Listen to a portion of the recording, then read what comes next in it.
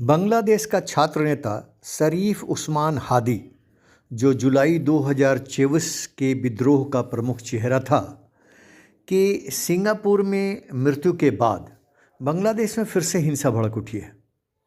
हादी की मौत की सूचना मिलते ही रात में लोग सड़कों पर उतर आए।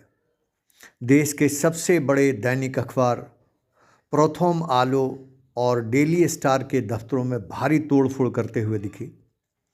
न्यूज एज अखबार के संपादक नरूल कबीर पर भी हमला किया गया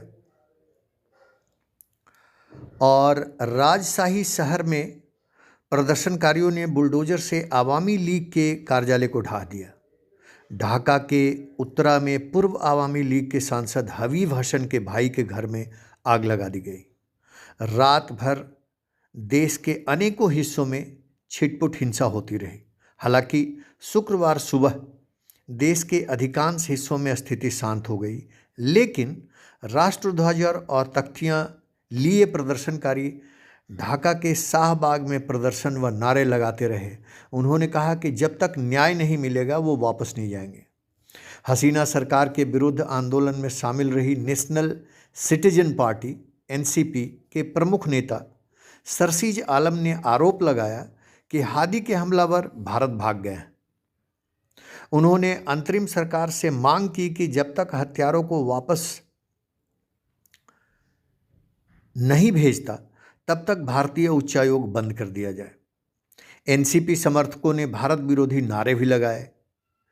पूर्व पीएम खालिदा जिया की बांग्लादेश नेशनलिस्ट पार्टी ने हिंसा एवं तोड़फोड़ की कड़ी निंदा की और कहा कि यूनुस सरकार को इसकी जिम्मेवारी लेनी होगी, जबकि सच्चाई ये है कि यूनुस सरकार ही इन सारी चीज़ों को हवा दे रहा है ताकि वो अपनी लंबी पारी खेल सके।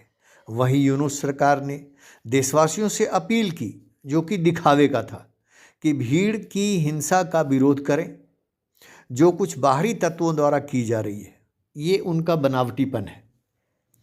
सरकार ने एक बयान में कहा, यह हमारे देश के इतिहास का एक अहम पल है जब हम एक ऐतिहासिक लोकतांत्रिक बदलाव कर रहे हैं। हम इसे उन कुछ लोगों को पटरी से उतारने की इजाज़त नहीं दे सकते और ना ही देनी चाहिए जो अराजकता से फ़ायदा उठाते हैं और शांति को नकारते हैं। सरकार ने मेमनसिंह जिले में हिंदू व्यक्ति की हत्या की निंदा की और वादा किया है कि इसके जिम्मेदार लोगों को सज़ा दिलाई जाएगी, जबकि सच्चाई ये है कि उन्हें सब कुछ पता है। शांति एवं व्यवस्था बनाए रखने के लिए सरकार ने प्रमुख राजनीतिक स्थानों और बॉर्डर गार्ड बांग्लादेश बीजीबी को तैनात कर दिया है। वहीं बांग्लादेश में हिंसा बढ़ने के बीच ढाका में अमेरिकी दूतावास ने देश के अमेरिकी नागरिकों को, ब्रिटिश दूतावास ने देश के ब्रिटिश नागरिक को सावधान रहने की एडवाइजरी दी है। पूर्व विदेश सचिव और राज्यसभा सदस्य हर्षवर्धन श्रृंगाला ने शुक्रवार को बांग्लादेश के भारतीय राजनयिक मिशनों को निशाना बनाकर किए जा रहे सुनियोजित विरोध प्रदर्शन में बढ़ोतरी की ओर इशारा किया। उन्होंने इन घटनाओं को चुनाव से पहले भारत विरोधी तत्वों द्वारा किए जा रहे संगठित राजनीतिक प्रयासों से जोड़ा।